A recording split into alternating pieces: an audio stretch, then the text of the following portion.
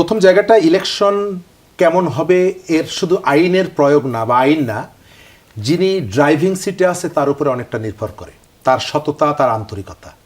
আমি আপাকে অনেক বছর থেকে চিনি। চট্টগ্রাম সিটি কর্পোরেশনে একটা নির্বাচন তিনি করিয়ে দিয়েছিলেন এবং সেটি এখনও আমার ধারণা উদাহরণ হিসাবে আমরা আনব।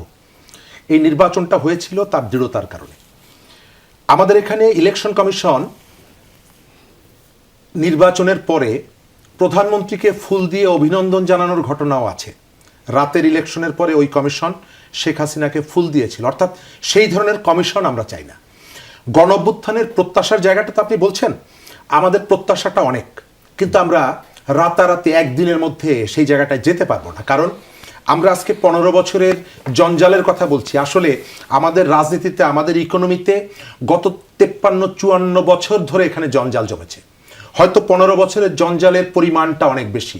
কোরবানির সময় 3 দিনে ঢাকা শহরে যে গার্বেজটা হয়, সারা মাস বা সারা বছরে তেমন হয় না। 15 বছরের অবস্থার চেয়ে তেমনি। এখান থেকে উত্তরণের জন্য হাজার হাজার লক্ষ লক্ষ তরুণরা দেয়ালে যে স্লোগানগুলো লিখেছে, সেই স্লোগানগুলোর জায়গা থেকে আমরা অনেকটা দূরে সরে গেছি। সেদিন আমি ফার্ম গেটে একটা স্লোগান দেখছিলাম দেয়ালে, এবং আমি রাস্তায় ওই ওভারব্রিজে হেঁটে উঠছিলাম যে ভিআইপির জন্য কোনো গাড়ি বন্ধ করা যাবে না, কিন্তু ওই সময়ে পুলিশ বারবার বাঁশি দিচ্ছিল যে এই পথ থেকে যাওয়া যাবে না কারণ রাস্তা বন্ধ আছে।